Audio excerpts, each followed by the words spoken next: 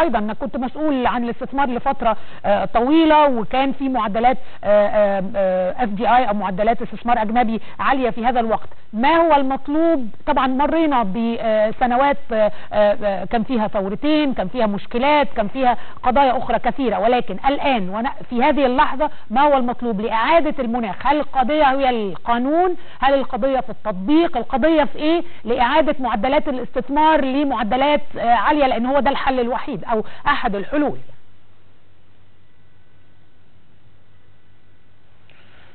يعني القوانين ليست نواميس مقدسة لا تتغير مع الوقت، يجب النظر فيها وتعديلها. لكن في حالة قانون الاستثمار يمكن العائق الأكبر لم يكن في القانون، ويمكن حتى كنا بنحاول نقوم بتعديلات عليه، وقمنا بعدة تعديلات على قانون الاستثمار القديم اللي طلع في آخر التسعينات. في سنة 97 كان في محاولة جيدة لعمل قانون جديد، وده القانون اللي اشتغلنا بيه، وده القانون اللي جاب الاستثمارات الضخمة الأجنبية، والأهم ده القانون اللي هو جاب الاستثمار المحلي. مفيش استثمار أجنبي ولا عربي هيجيلك الا والاستثمار الموجود في بلدك، الاستثمار المحلي والاستثمار الاجنبي المستضاف عندك يشعر بالراحه وبالزياده الامكانيه على التوسع. في كل الشكاوى اللي انا يعني تابعتها على مدار السنوات الماضيه وما قبلها، مفيش حد ابدا قال ان مصر دولة ضعيفة الامكانية، مفيش حد ابدا قال ان مصر دولة قليلة الفرص. وحتى لما كانت الاستثمارات عندنا بمتوسط 10 مليار دولار اجنبي، وما زاد عن 140 مليار جنيه محلي، كنت بقول ان هذه الاستثمارات تأتي رغم معوقات، مش بس بسبب الفرص. يعني في فرص، ولكن ايضا كانت هناك معوقات. انا شايف انه اللي حاصل الان يعني الاهتمام بالقانون جيد، ولكن ان انا اعلق واختزل مشكله الاستثمار في قانون، كمان يعلق مشكله المواصلات في مصر على قانون المرور.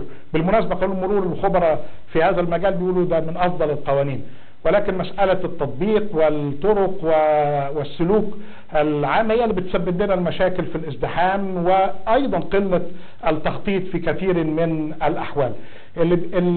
في حاجات سريعه وهتتم وانا مستبشر بها خيرا في مجالات الاصلاح الاقتصادي الكلي، في مجالات زي معالجه سعر الصرف. ايضا الان في همه كبيره جدا في اشراك القطاع الخاص في مجالات لم تكن معروضه عليه من قبل، وده شيء جيد ايضا. انا شايف ان افضل دعايه للاستثمار في مصر مؤخرا لم تكن في قانون في الحديث عن قانون الاستثمار، ولا حتى عن المؤتمر الشهير اللي اتعمل العام الماضي.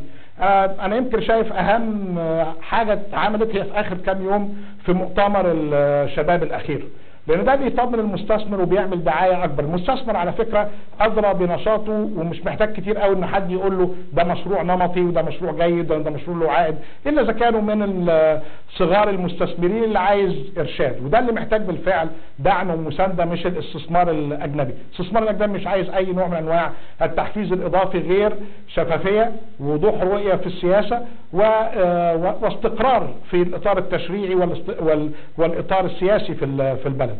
لكن اللي انا شايفه في مؤتمر الشباب ده انه فتح مجالات جيده، وقال انه دي بلد جريئه قادرة على فتح كافة مشكلاتها بجرأة، من مجالات للحريات والإفراج عن من لم يتورط في دم أو عنف، لمجالات خاصة بالإصلاح الاجتماعي، بالإصلاح السياسي، بحريات الصحافة، بغيرها من الأمور. لو واحد مستثمر مصري أو أجنبي أو عربي بيبص على ينظر على هذا المؤتمر يقول والله هذه بلد يعني أدركت أن الحوار هي مفتاحة، أنها لا تخجل ولا تتوارى من مشكلاتها، أن هناك عدد كبير جدا من الأفكار لمشكلات. أتصور هناك إجماع على نوع المشكلات، وده لم يحدث من قبل على هذا النحو.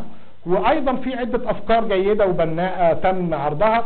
القصة كلها مربط الفرس، وما وجدته يعني فاصلا بين التقدم والتخلف هو كيفية تحويل هذه الأفكار إلى سياسات، إلى برامج زمنية، إلى الالتزام بعملية التنفيذ ومتابعة من خلال مسؤولين ومن خلال مؤسسات خاضعة للمحاسبة. ده اللي بيفرق بين النجاح والفشل. في هذا كله أنا كنت سعيد إنه موضوع التنمية الاجتماعية والاستثمار فيها في المدارس وفي الجامعات وفي الارتقاء بالمعلم وبالممرض والممرضة والطبيب، دي من المجالات اللي أيضا تبقى مجالات استثمار، وهي بالفعل الاستثمار في البشر لا يقل أهمية، بل هو أهم من الاستثمار في الحجر.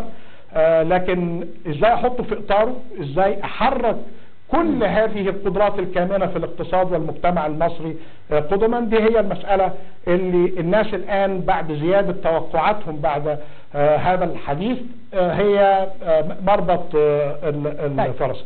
وعلى فكرة يعني ما أقوله يعني ما هواش جديد، لأنه جرب في عدة دول كثيرة وطبق بنجاح، طبق عندنا بشكل جزئي وكانت هناك له بعض الآثار الإيجابية. القصة كلها زي ما قال أمير الشعراء شوقي عن العلم والمال، هذا اللي شايفه في العالم. ناس اهتمت بالتعليم، بالمعرفة، بتطور تكنولوجيا المعارف وبالاستثمار فيها. وشوقي قال لنا ايه في هذا المجال؟ انه لم يبنى ملك على جهل وإملاق. طيب ده اخر البيت بتاعه. صحيح، لم يبنى ملك على جهل واملاق. لكن انا عايز ارجعك للناس تاني يا دكتور. المواطن المصري الان مين هيدفع فاتورة الإصلاح؟ يعني لما بيسمع الكلام ده بيبقى بالنسبة له كلام كبير، يمكن ضخم، يمكن مش فاهمه قوي، بس هو في النهاية يعرف أن هناك خطوات صعبة ستتخذ. يعني هو مش محتاج يسمع ربما التضخم والعجز الموازنة والكلام ده، هو اللي يهمه أكل عيشه هو، حياته هو. مين هيدفع ثمن فاتورة الإصلاح وتمن هذا البرنامج الإصلاح، وإزاي نقدر نحميهم، إزاي نقدر نقلل من وطأة الخطر عليهم أو من وطأة هذا البرنامج؟